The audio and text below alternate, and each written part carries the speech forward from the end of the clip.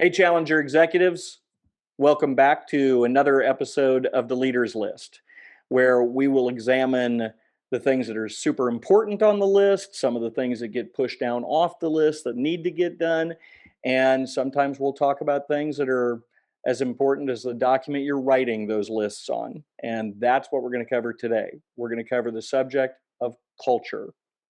And as always, I am joined by the Chief of Staff for Proxxy, Tony Amador. Hey, Tony. Hey, Bryon, good morning. Good morning. So, culture, that is a great big topic, right? Let's drill down a little bit and talk about that. So, what do you see as the biggest culture challenge for small to medium sized business leaders? Yeah, I think really it's just to your point, it is big, but ultimately it's overly romanticized, right? It's this idea that culture means everything, and it does mean so much, but saying it means a whole bunch isn't enough, right? It really is not understanding that just like I think love, right? You think somebody's in love and that's all it takes is love. But love and marriage takes work. Well, culture takes work. Yeah, you have to operationalize it, right? It has to be, there's a lot of care and feeding that goes into it.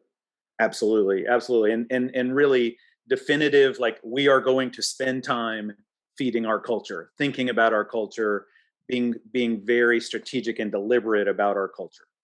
It's based on there's a cultural life cycle that takes place, right? So depending on the size of an organization and what they're going through, it's very different when, you're 10 people and like Amazon says, the team can't be bigger than two pizzas, because 8 people is the right number. Well, that becomes very different when the dynamics of a company grow to 50 people or 150 people, right? That's when you start hearing those things, like there's that inevitable rumbling that you hear one person in the corner goes, things have changed, it's not the way it used to be. And that usually starts with somebody who was in that first pizza box, right? That first pizza team. No, absolutely, and what we see is again when you're in that 10 people, right? The founder's right there, and the founder a lot of times talks a lot about family, right? It's all about family, and I'm going to treat everyone like a family, and we're all family here, and it feels like family. We're eating meals together at night, working late hours. We're together lots of hours. We do whatever it takes. When something happens with someone, you jump in and you're right there with them in their personal life, right?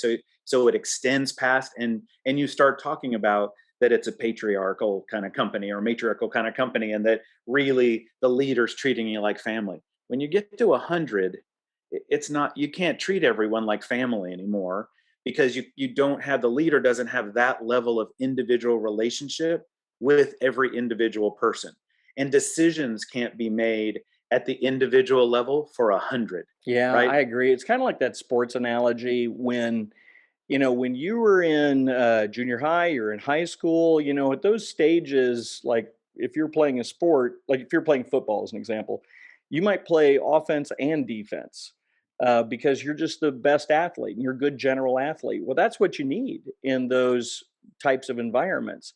But as you keep getting better, and bigger and more competitive, you start to specialize and you start to become exceptionally good in the area of practice that you're in. So, like, the Cowboys can't have a linebacker that's going to go learn, how to be a great receiver as well. You've got to start to, once the game gets more professional and you start to elevate your game, you've got to, culture has to evolve with that, and the individuals have to evolve with that too. So it's not that one is right or one is wrong. It's a natural evolution of culture that has to take place in an SMB environment.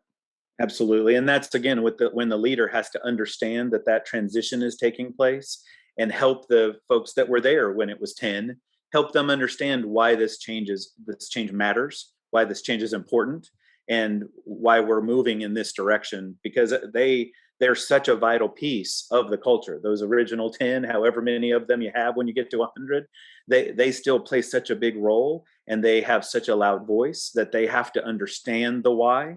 And again, that's a piece of the culture and communication that as the company's growing, the leader has to understand how important communication is. And that's, again, when from a Proxxy perspective, we're helping keep an eye on those things for our leaders, right? Have we talked about this enough times? Have we said this 7 times in a meeting, right? Which is always one of those things the leader never wants to do. The leader never wants to say it enough times that everybody gets it. But again, to build the right culture, that's a piece of it. So we keep talking about how culture's important. And, we always talk about culture always gets framed in, it's important for the talent. It's important for recruiting. It's important for employee engagement. I always think that a lot of SMBs miss out on the fact that culture impacts decision making and speed. And there's a huge operational value. Yeah, and well, again, it is that thing that gets back to the work, right? You have to put in the work up front so that you're building the company that you want. And when you if you don't do that, then you're chasing culture. You're making decisions for the culture you hope to have, when you really have to make all those decisions up front about your values and who you want to be, and then every decision just flows out of that. What we see is those clients, when we get in with a client and they haven't done the work, you can feel it, right? You can feel they're not sure what decision to make. Decisions are too hard, and they don't have that touchstone of values, of vision that help them make those decisions. So then we'll start there. Yeah, I love your comment about chasing culture. It's what really drives the process. It should be that work you've done on the core values. This principle that Pete Bogda from ABA Consulting used to always say, there's three things you got to know about hiring an agency. Do they have the talent you want? Will they make it available to you? And would you like to have a beer with them at the end of the day? And that organization that we worked in was we'd always win the likability factor. We worked really hard on having people that you just want to have a beer with. They're good people to hang with. And then whether or not you make it available to them, the service, that was all, that's a negotiation. But there was a practitioner level that it was always an important part of the core values is to be a true practitioner. And so there were situations where we'd bring individuals in, and we always used to talk about how, like, it was immediate. You could tell whether or not they were going to make it. And I always thought that the thing that really separated people was the practitioner knowledge. Yeah, And and it really was the thing that filtered people out. You're right. And when once we started realizing that as we were growing and the people that didn't fit, and we started looking at why didn't they fit, and it was that practitioner piece. And so then even your questions that you ask in an interview process get honed, right? These are the big three. We need questions that filter out for these three. And so if you don't get through the interview process making sure you have the right answers to those questions to hit those big three, you don't get hired. And so we got better and better at hiring the right people. So we had fewer and fewer people that didn't make it because of those issues. When we started Proxxy, we got to that place where practitioner was in our head because we saw how valuable it was and how much it matters to us. And so as we put our values together, practitioner was one of those, as well as servant leadership, right? We care about taking care of other people and unselfish joy, and that our joy comes from other people's wins. And when we put those things together, and that's where we started with building the company. Every hire gets judged against that. Every decision we make for the company gets judged against that. And so we build our culture based on that foundation that we laid. And that's really what I'd say to every leader out there. yeah, that's great.